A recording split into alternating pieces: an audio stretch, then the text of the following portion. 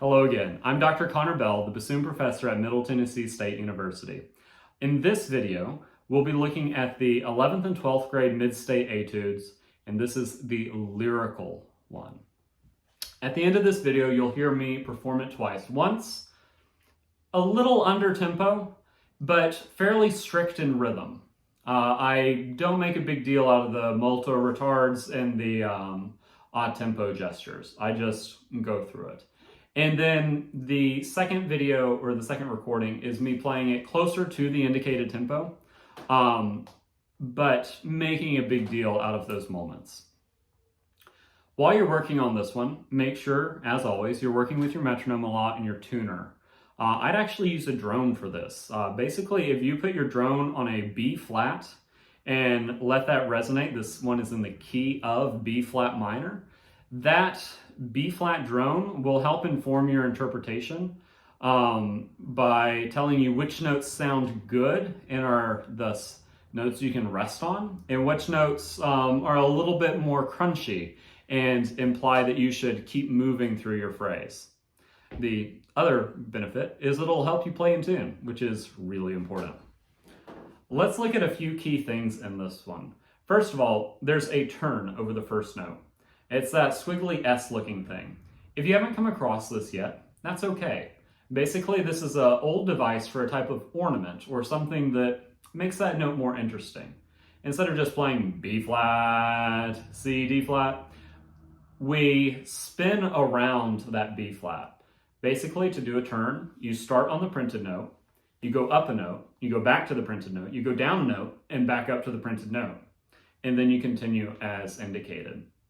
On this one, note that there is a natural on the bottom side of the turn symbol. This just means that the lower note that you play should be naturaled from the key signature. So in this case, you play B flat, C, B flat, A natural, B flat, and then you go through the rhythm. I practice this measure a lot, and the next measure, without the grace notes and without the turn, until you can really reliably play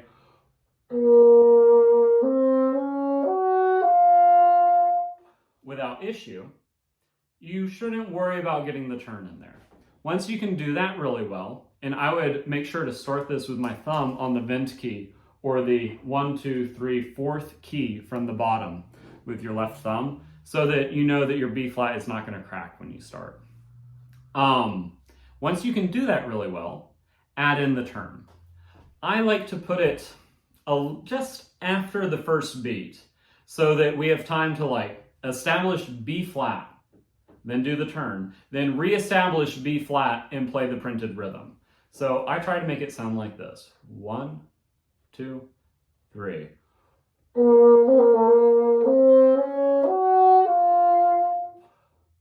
And then it just makes things a little fancier, and that's a lovely thing.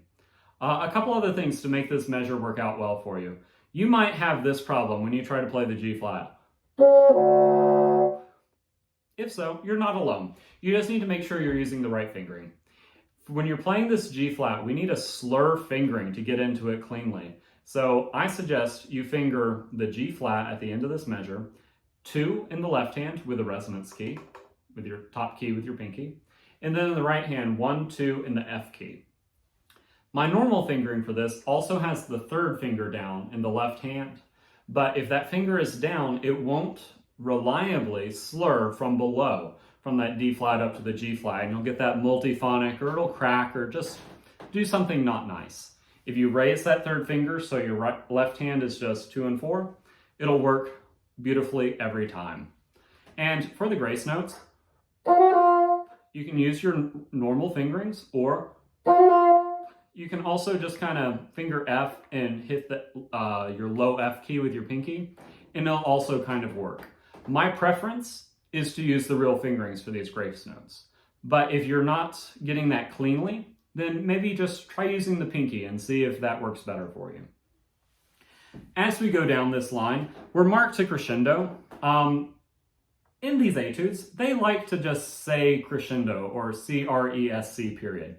That doesn't help me very much. I always forget to do that. So I mark in my part a hairpin so that I don't forget to crescendo. Otherwise, I'll get to the low B flat at the end of the line, and I'll still be at mezzo piano. So get that visual cue in there for you. And then just make sure you also remember the retard. It should be a big dramatic gesture with a strong B flat. Then we drop back down, we go to tempo. Make sure you're practicing this with a metronome so your 16th notes and your triplets are different. I like to take a breath after the dotted quarter note F in measure 6. And I kind of let that breath sustain me until the end of measure 12. If you need to breathe before that, that's fine. But that is a good place to get your breath in. As we go forward, I think the climax of this one is in measure 9 and measure 8 and measure 9. When we get up into those highest notes, generally like when you're playing loud and when you're playing high or really low, that's when the climax of a piece is going to be. So I take a little bit of time there. I put a tenuto on the high A flat in measure 9, and just to lean on it a little bit more. That is my point of arrival for this whole thing. Like in the technical etude, we have a little bit of mixed meter in this one. We go from 3/4 to 6/8. As before, the 8th note stays equal. So if you're counting in 3, 1 and 2 and 3 and, the ands stay the same, but your beat will slow down when you go to 6/8.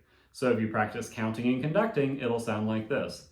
1 and 2 and 3 and 1 and 2 and 1 and 2 and 3 and. If you do that, walk around your house, conduct and count a lot, you won't have any issue. Then in the end of this one, again, it's marked crescendo going into the B flat in measure 12. I draw it in so that I don't forget to do it. And you also have another molto retard, so slow down a lot, be dramatic. Then the last 2 bars are in tempo. The low B flat should be at the same dynamic as the upper B flat. That is the B flat you play right before it, the last note of measure 12. So make sure you're starting loud, but not too loud because it's a low B flat. It'll be loud.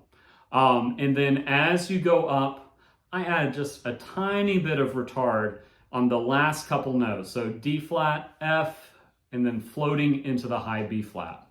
Another trick for you. When you're fingering your high B flat, my normal fingering is left hand 1, 2, 3 with the resonance key. And then these 2 keys with your left thumb, the keys 1, 2, 3, 2 and 3. And then my right hand is going 1, 2 in the low F key.